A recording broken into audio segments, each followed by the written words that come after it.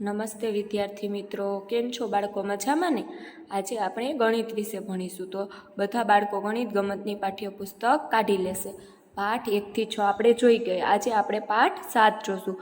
બધાય બાળકોએ સ્વાપોથીમાં અને પાઠ્યપુસ્તકમાં સાથે સાથે પૂરતું જવાનું છે. પાઠ 7, જગ અને મગ. લીંબુ શરબત બનાવો અને આનંદ માણો. હવે એમ કહે છે કે લીંબુ શરબત બનાવવાનું છે અને આનંદ માણવાનો છે. તમને લીંબુ શરબત બનાવતા ન આવડે તો ચાલો આપણે આજે લીંબુ શરબત બનાવીએ. તમારે શું જોશે? હવે એમ કહે છે કે તમારે શું જોશે? તો કે અડધું લીંબુ, 1 ચમચી મીઠું, 1 ચમચી ખાંડ, 1 પિયાલો પાણી. 1 ચપટી મીઠું, 1 ચમચી ખાંડ, 1 પિયાલો પાણી અને અડધું લીંબુ.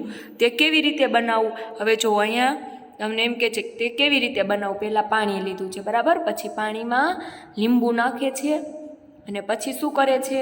ખાંડ અને મીઠું નાખે છે પાણીમાં અને છેલ્લે એમાં હલાવે છે. હલાવવું તો જોઈએ ને ખાંડ ઓગાળવા માટે. અહીંયા હલાવે છે. પછી થઈ જાય છે લીંબુ શરબત તૈયાર. ચાલો અનુમાન કરો અને પછી શોધી કાઢો. હવે એમ કહે છે કે અનુમાન કરવાનું છે. આ જે જવાબ આપણે લખીએ એ સાચા હોય નહીં, અનુમાન કરવાનું. એટલે આપણે અનુમાન લગાવવાનું. કદાચ આ હોઈ શકે, કદાચ આમ હોય. અડધા લીંબુમાંથી તમે કેટલા ટીપા લીંબુનો રસ મળે છે? તો એમ કહે છે કે અડધા લીંબુમાંથી તમને કેટલા મળશે લીંબુનો રસ? તો કે 45 ટીપા લીંબુનો રસ મળશે.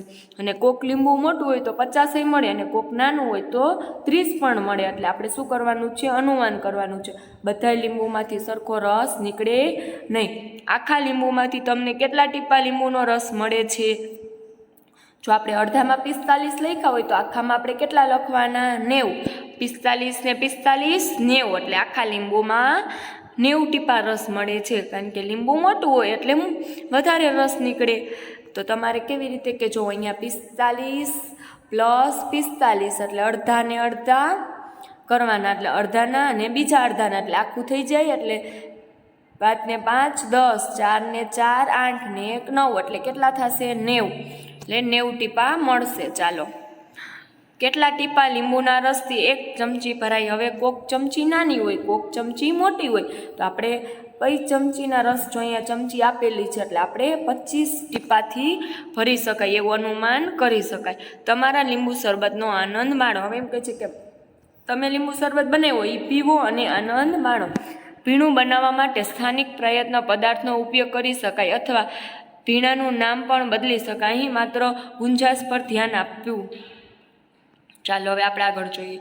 6 પિયાલા લીંબુ શરબત બનાવવા માટે. હવે એમ કહે છે કે 6 પિયાલા લીંબુ શરબત બનાવવું હોય તો તમારે કેટલું જોઈએ? જો 1 પિયાલો આપણે બનાવ્યો તો લીંબુ શરબત, ત્યારે આપણે કેટલું લીધું હતું?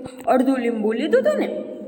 તો હવે આપણે કેટલા બનાવવાના છે? 6 ગ્લાસ. તો અડધું લીંબુ જોઈએ એટલે કેટલા લીંબુ જોશે? પૂરા 3 લીંબુ જોશે.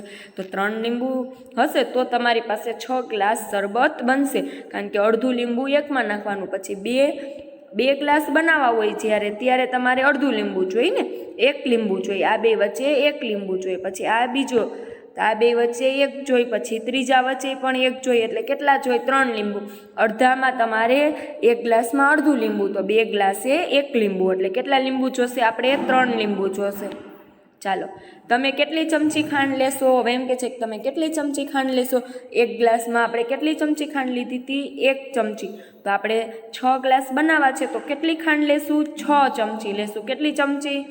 6 ચમચી. એ તો તમને ડાયરેક્ટ જ ખબર પડી જાય કે 1માં 1 હોય તો 6માં કેટલી લેવી પડે?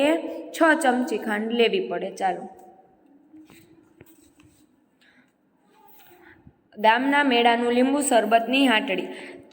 ચૈત્રાના ગામમાં મેળો ભરાયો. ચૈત્રાએ નાઝીમ અને અસિક લીંબુ શરબતની હાટડી કરવા માગે છે. તેઓ 1 ડોલ ભરીને લીંબુ શરબત બનાવે છે. કેટલી ડોલ ભરીને બનાવે છે? 1 ડોલ ભરીને. તેઓ 2 જુદા જુદા માપના ગ્લાસ વાપરે છે. જો ત્યાં નાનો અને મોટો ગ્લાસનું ચિત્ર આપેલું છે. આવી રીતે 2 જુદા જુદા ગ્લાસ વાપરે છે. હવે જોઈએ આપણે 5 રૂપિયામાં નાનો પિયાલો વેચીશું. હવે જો નીચે વાતું કરે છે કે આપણે કયા રૂપિયામાં કેટલો શરબત વેચીશું. તો અહીંયા લખેલું જ છે જો કે 5 રૂપિયામાં આપણે નાનો પિયાલો વેચીશું અને ચાલો આપણે મોટો પિયાલો 10 રૂપિયામાં વેચીશું. બરાબર? તો કહેશે બરાબર. હવે આવડા પિયાલાના 10 રૂપિયા. અને અહીંયા નીચે બોર્ડ મારેલું છે, જો લીંબુ શરબત ઠંડા ઠંડા કુલકુલ અને નાના પિયાલાના 5 રૂપિયા. હવે તમને બધા બાળકોને ખબર પડી જ ગઈ હશે કે મોટા પિયાલાના 10 રૂપિયા અને નાના પિયાલાના 5 રૂપિયા આપેલા છે. અને જો અહીંયા મેળો ભરાણો છે, એમાં એ લોકોએ સ્ટોર નાખેલો છે શરબતનો.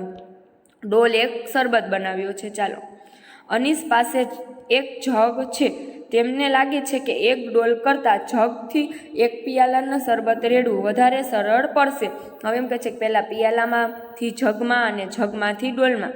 એટલે જો ડાયરેક્ટ ડોલમાંથી શરબત નથી ભરતા. શું કહે છે કે પહેલાં જગમાં રેડીશું, પછી પિયાલામાં રેડીશું. ચાલો હવે આપણે એનાથી આગળ જોઈએ. નાઝીમે શોધ્યું કે 2 મોટા પિયાલાથી જગ આખો ભરાય છે.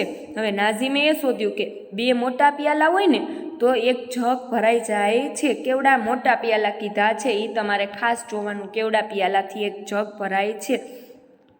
ચાલો, શબનમે એક આખો જગ ભરેલા શરબત ખરીદવા ઈચ્છે છે. હવે શબનમ છે ને એ આખો જગ ભરેલો ઈચ્છે છે. તો આખો જગ ભરેલો હોય એટલાના કેટલા ગ્લાસ થાય? એમાં 4 ગ્લાસ થાય કે 2 ગ્લાસ થાય? તો કે 2 ગ્લાસ થાય. 2 મોટા ગ્લાસ ભરીને ત્યારે એક જગ થતો હતો. એટલે આપણે જો અહીંયા 2 ગ્લાસ ભરેલા હોય, 2 ગ્લાસ હોય ત્યારે એક જગ થાય. તો એને શું કીધું કે મારે એક આખો જગ ભરેલો શરબત ખરીદવા ઈચ્છે છે. તો શરબત એક આખો જગ જોઈએ છે. તો તેણે કેટલા રૂપિયા આપવા પડશે? તો એમ કે છે એને કેટલા રૂપિયા આપવા જોશે? તો આપણે શરબત એક જગમાં કેટલા પિયાલા છે? શરબતના 2 છે. તો આપણે કેટલા રૂપિયા આપવા પડે? 20 રૂપિયા. એકના 10 રૂપિયા છે, મોટાના છે ને, નાનાના 5 રૂપિયા છે. પણ 2 મોટા પિયાલા છે. અહીંયા જો લખેલું જ છે કે 2 મોટા પિયાલાથી એક જગ આખો ભરાય છે. એટલે અહીંયા શું કીધું? શબનમને એક આખો જગ ભરેલા શરબત ખરીદવા ઈચ્છે છે. તેણે કેટલા રૂપિયા આપવા પડશે? તો કેટલા આપવા પડશે? 20 રૂપિયા આપવા પડશે. કારણ કે 2 મોટા પિયાલાથી એક જગ ભરાય છે. તો એક પિયાલાના કેટલા છે? 10 રૂપિયા છે. એટલે 10 ને 10 20. ચાલો, ચિત્રોએ શોધ્યું કે 2 પિયાલા નાના પિયાલાથી એક મોટો પિયાલો ભરાય છે. હવે એમ કહે છે કે ચિત્રોએ શોધ્યું કે એક નાનો પિયાલો છે, એનાથી એવા નાના પિયાલા 2 ભરીએ ને ત્યારે એક મોટો પિયાલો ભરાય છે. કેટલાક નાના પિયાલાના લીંબુ શરબતથી એક આખો જગ ભરી શકાય. કેટલા નાના પિયાલાથી અડધો જગ ભરી શકાય? તો હવે એમ કહીએ છીએ કે જો નાના પિયાલા છે, જો તમને અહીંયા સમજાવું. અહીંયા નાના નાના પિયાલા છે, આ 2 એક મોટો પિયાલો ભરાય છે ને, અને મોટા પિયાલા 2 હોય તો એક મોટો જગ ભરાય છે. તો આપણે એને શું કીધું કે કેટલા પિયાલા જોશે? અડધા જગમાં કેટલા પિયાલા જોશે? તો કેટલા પિયાલા જોશે? નાના પિયાલા 4 જોશે. કેટલા જોશે? 4 પિયાલા હોય ત્યારે અડધો જગ ભરાય. આ મોટા 2 પિયાલા હોય ત્યારે મોટો જગ ભરાય ને નાના 2 હોય ત્યારે અડધો જગ ભરાય. એટલે કેટલા જોશે? 4 પિયાલા નાના જોશે. ચાલો હવે આપણે મોટાનું જોઈએ. કેટલાક નાના પિયાલાથી અડધો જગ ભરી શકાય છે. હવે એમ કહે છે કે કેટલાક ખાલી જગ્યા નાના પિયાલાથી જગ ભરી શકાય. જો આખો જગ ભરવા માટે કેટલો જોતા હોય? 4 જોતા હોય તો અડધા ભરવા માટે કેટલા જોઈએ? અડધા પિયાલા ભરવા માટે આપણે 2 જોઈએ. કેટલા? 2 નાના પિયાલાથી અડધો જગ ભરાઈ જાય. અને જો આની જ જગ્યાએ આપણને મોટા પિયાલાથી ભરવાનો કીધો હોત તો 1થી જ ભરાઈ જાત ને, કારણ કે 2 મોટા પિયાલાથી તો આખો જગ ભરાઈ જતો હતો. એટલે એના હિસાબે આપણે 2ના અડધા કરીએ એટલે 1. ચાલો હવે આપણને આનાથી આગળના દિવસે જોશું. નમસ્કાર.